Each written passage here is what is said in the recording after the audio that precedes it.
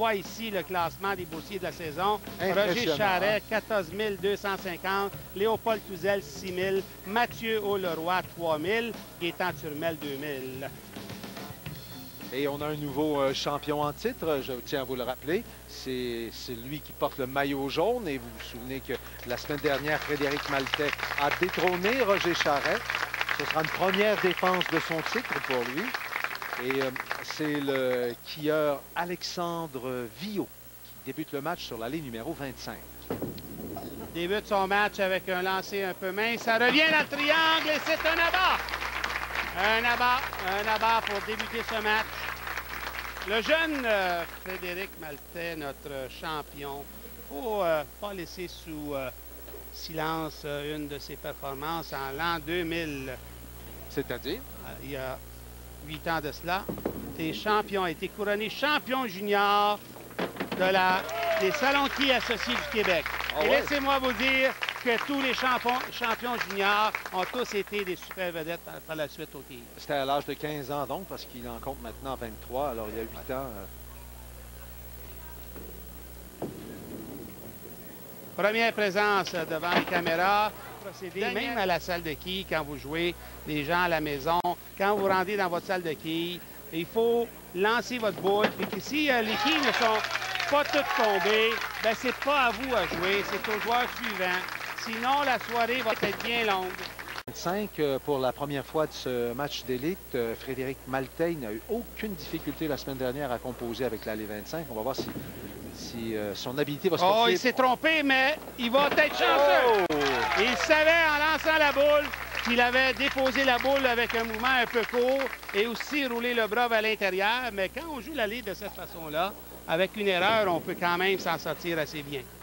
Daniel Pendant ce Marchand, temps, en tête de la premier tête est abat. trop pesante. La quille 1 est soulevée et elle ne se rend pas à la quille à l'arrière-plan. Un autre abat. Alexandre Villot, un triplé pour commencer ce match. Je dois parler de quelque chose à propos d'Alexandre parce que c'est songé. Frédéric, de retour sur la 24. Enquête lui aussi d'un troisième abat d'approche. Voilà qui numéro 9 qui demeure. La première défense de son titre. Oui. Parce que la pression du premier match nous mine beaucoup. Donc, il faut fouiller dans nos énergies pour réellement aller chercher ce qui nous reste en nous pour pouvoir réellement donner notre 100 % lors de ce match. Souvent, il y a un petit peu de relâchement. Daniel Marchand va compléter la réserve, toujours en quête de son premier abat dans ce match-là après 3 carreaux. Il faut dire qu'il a joué de malchance. Oui, Chaque fois, c'est la 8, la 9, toujours les... Daniel aurait avantage à demeurer un peu plus haut à la ligne et soulever légèrement son lancer, tout en ralentissant un peu ça. Il est de Lavaltrie. Il a déjà réussi. Il est parti parfait. Excellent lancer. Voilà le lancer que recherchait Frédéric. Une démarche un peu plus lente, a eu le temps de réellement terminer son mouvement et ça lui procure un lancer parfait.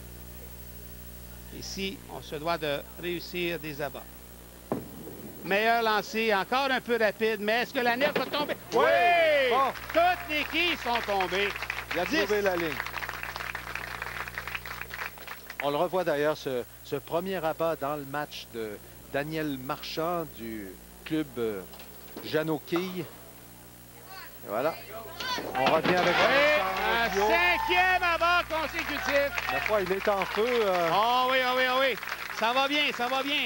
Ça va bien. Alexandre Villot, qui, soit dit en passant, est un des nombreux qui ont suivi le cours d'instructeur décerné, offert aux gens par les Salonquiers associés du Québec. Il faut dire que c'est moi qui les donne, ces cours-là, mais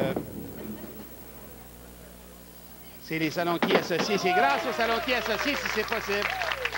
Et Frédéric Maltais reprend son habitude. Vous vouliez, Joran, nous parler des quilles sur les ben allées oui. numéro 24 et 25. Ce sont des quilles spéciales. Oui, il faut parler des quilles parce que il y a des gens qui parlent à leurs poteaux comme les gardiens de but, par exemple. Ah, ouais. Non, non, ici, Il n'y en a pas beaucoup, il y en a un qui faisait ça, là. Ici, sérieusement, ce qu'il faut dire, c'est que les quilles qui sont là en place sur les allées 24-25 ne sont pas du tout les mêmes quilles que vous retrouvez sur les 42 autres allées ici. Donc, les quilles que vous avez en place, ce sont les quilles que les salons de quilles associés du Québec exigent de mettre lors des enregistrements. Il faut que ça soit uniforme. Et le tombé de quilles, c'est parce que c'est pas tout à fait la même condition de jeu. Est-ce que vous... Bon, c'est bon à savoir. Excellent. Ben oui. Faut tout mettre au courant, les gens. Hein? Il y en a qu'il faut les brancher, d'autres. Frédéric Maltais sur l'allée numéro 25. Attention ici, est-ce que... Ouais! Trop longtemps droit devant nous, elle va demeurer trop haute dans le triangle. Ce fut le cas ici pour Daniel Marchand. Ça marche. Est-ce que ça bifurque du côté gauche? Oh! Les quilles de 6 et Sandio. Première présence devant les caméras. Est en position pour peut-être remporter la victoire. Il faudra ralentir un peu, garder les yeux sur l'objectif, ça va bien aller. Ça, c'est important, la réserve ici. Quel Daniel Marchand. Selon moi, le prochain lancer est le lancer du match pour la victoire. Voici son lancer. Est-ce que ça bifurque à droite? Sur la ligne. Oui! Un huitième! Huitième avant consécutif! Huitième consécutif! Huitième! Il en manque pas beaucoup, là. Il en manque, moins qu'il en manque. Oui, oui, il y en a plus de faits qu'il en reste à faire, là. Ouais. Ce serait bien pour notre dernière émission du KG Plus Repentigny s'offrir ça, mais... un excellent lancer ici. Oui. Excellent lancer de la part de Frédéric Maltais. Si Frédéric avait eu la chance de réellement pratiquer la 24 près du centre à gauche avec le même genre de lancer qu'il effectue sur la 25, je suis convaincu qu'il nous aurait présenté que des abats. Et il est le centre d'attraction. Il est parfait en 8 carreaux. Voici son 9e sur la 25. Tout le monde est sur la pointe des pieds. Oh!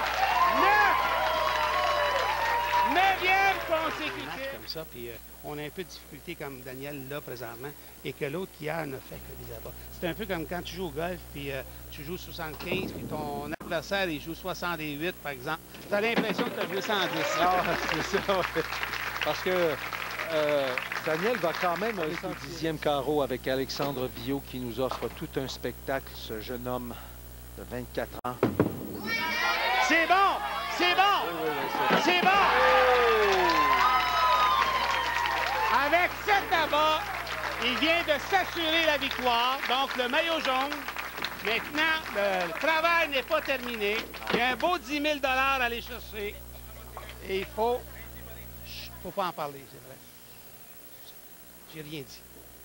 Non, non, mais on peut en parler quand même. Là. Moi, je veux en parler. J'aime ça en parler. Sur la 24. C'est haut! Oui, non. Oh, non. Oh! C'est pas grave. Ouais, c'est la première chose qu'il a dit. C'est pas grave. C'est pas grave. La victoire est assurée. Ouais. Et quel pointage il va avoir? Probablement un des plus hauts 5. Le plus haut 5, oui. Ah oui. En tout cas, s'il récolte un autre abat, probablement un meilleur score que Frédéric, Roger en Charest. vrai champion, termine son match. 288 pour Alexandre Viault. Première présence devant les caméras. Quelle performance! Alexandre Viault. De 256. Et ici, Frédéric Maltais peut nous présenter un 205. Ouais, nous présente 245 avec la réserve. Et ça ne sera pas suffisant. Quel spectacle ces trois élites nous ont offert pour la conclusion des enregistrements, la conclusion des matchs présentés au KG Plus Repentigny. En tout cas, tout le monde retenait son souffle. On aurait pu entendre une mouche voler. 2-4-5 pour Frédéric Maltais. Très, très bonne performance. Rien à se reprocher. 288. Avec une réserve. Alors, bravo, messieurs. Quel spectacle vous nous avez offert. Malheureusement, on doit vous quitter. On a un nouveau champion, Alexandre Viault. Encore une fois, bravo.